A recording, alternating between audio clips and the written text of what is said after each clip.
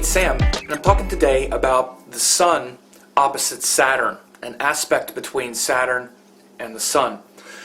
So when Saturn is opposite another planet and it's sharing its energy with the planet, Saturn brings that sense of restriction and boundaries into that area of life. So an opposition is when planets share their energy, and anytime Saturn is opposite another planet, it literally shares that energy of the boundary and the limit. That's literally what Saturn is. Saturn is the limitations that we feel. One of the biggest limitations is time itself. Time is the big limiter of life on Earth because we only get so much time, and we become aware of time through Saturn and how the decisions that we make over time become magnified into routines, habits, commitments.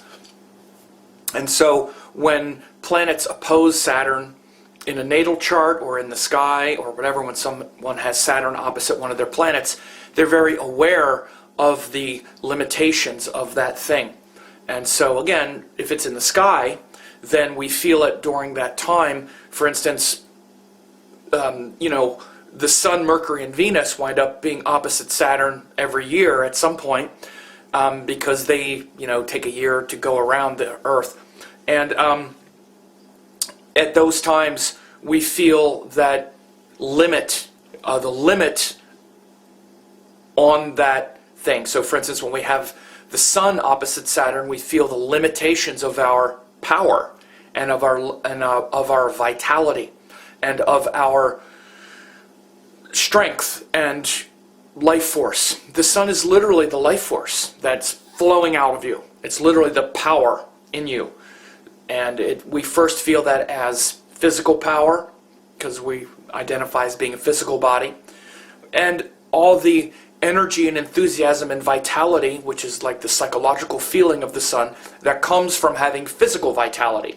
For instance, when you feel strong and you feel vital after you've, let's say, worked out a little and ate a meal and got out in the sun and moved around, you feel the vitality in your mind, the energy of life, and feels like you'll live forever, right? This abundant energy and enthusiasm. And then what we want to do is we want to share it. The Sun is that quality of the life force that is so abundant that it flows out of us. We want to share that thing, that inner light with the world. Just like the sun in the sky is that inextinguishable light. It's the source of all life. But when Saturn is opposite the Sun, it shows the limit of that, and we feel the limitation of that vitality. And we only have so much physical energy during the course of a day. We only have so much vitality in our life as well.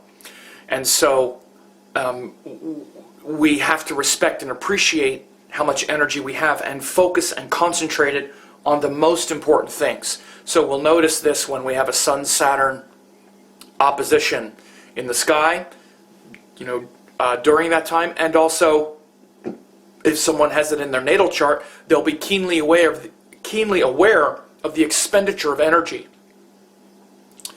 and want to really focus it in the best way.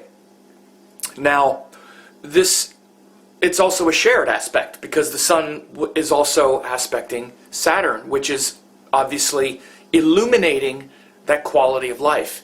It's revealing the power of Saturn.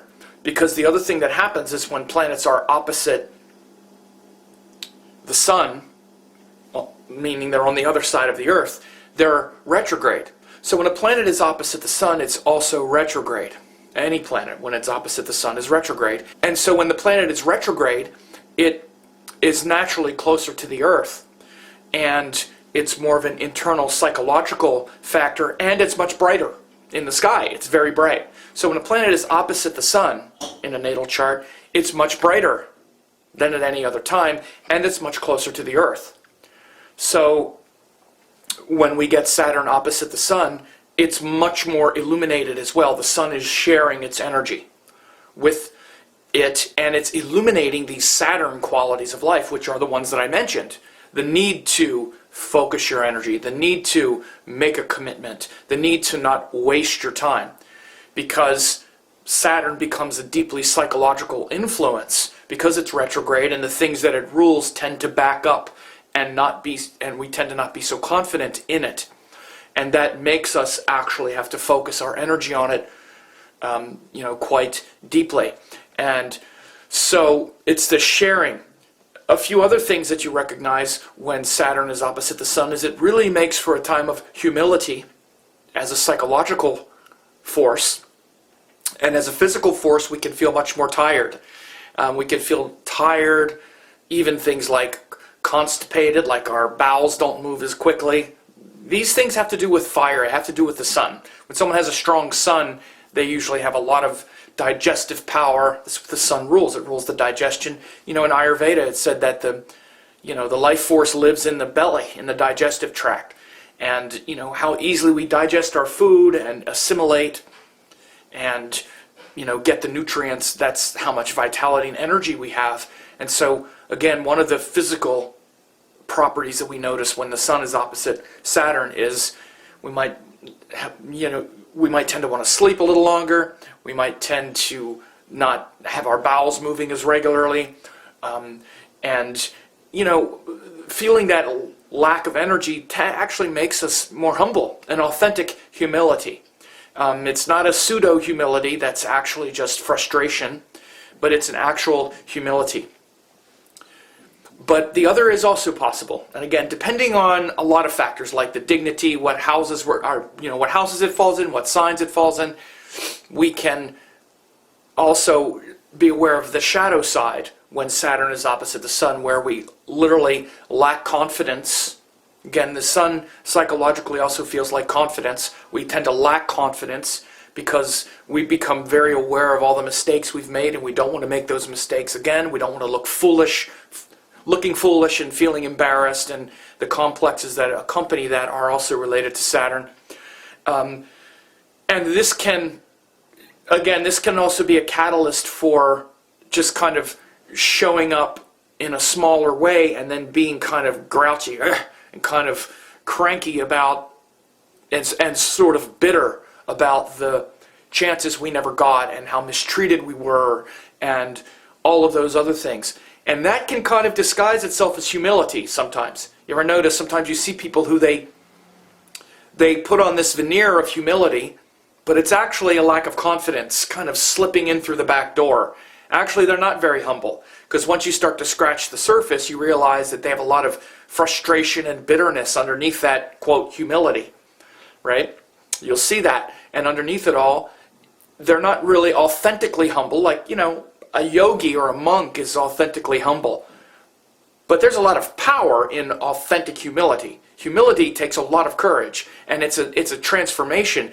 It's a reverence for the Sun-Saturn paradigm. Humility comes when we've used our power and we realize that it's limited. So we become humbled by the world of time. We become humbled by our limitations, and it allows us to authentically focus our attention and use the power we have wisely, not to dominate others, but to be of service.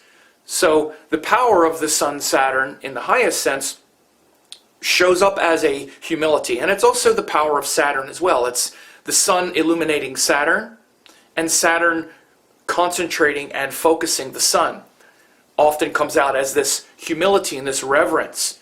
But in the frustrated part of it, when it's not as dignified, when it's not as powerful, and when it's not as conscious, it has this bitterness, this even sort of tyrant aspect, where this desire to conquer and to concentrate on winning can also come out. Because again, the Sun is the king, and Saturn is it actually represents like the kingdom and other people. And there can be an adversarial relationship also that comes out, especially if you get in fire signs or in some places where the energy isn't as clean. Or again, it can be even the shadow side of the tyrant archetype, because, you know, we have the tyrant and the servant. This is like Saturn the king, Saturn the servant, Leo, the sun, the king. They have a dignified nature and they have a shadow nature. You know, the king can put on the veneer of being humble, but underneath it all, he's a thin-skinned tyrant. And humility is just a kind of dress he puts on to bond with the common man. Underneath it all, he's haughty and arrogant. And maybe he's really confused about it. Maybe he's very much afraid of his power. I'm not speaking of you. Like, you're kind of afraid of your power, so you are sort of have this appearance of being humble, but then as soon as someone starts getting at something that really pricks your soft spot, this frustrated tyrant comes out, and it's racked with bitterness, and, well, it's easy for you to say because you never had this happen, and you see where people are hanging on to the past. This is the complexes of Saturn. And this is where that making peace with life and making peace with the past turns into reverence, humility, and you know, a lot of integrity. So these are big things when Saturn is opposite the Sun. It brings in these two big players, and they're really shadows of each other. The Sun is the father of Saturn in ancient myth. So it really brings these two players. One is the light, and Saturn is really like the shadow, and the fears that can undermine our power. And when they oppose, it can, you know, both curtail the Sun and also concentrate it. It can illuminate Saturn energy and give us that you know, where our fears are brought into the light, or it can frustrate those Saturn themes depending on other factors. So keep that in mind.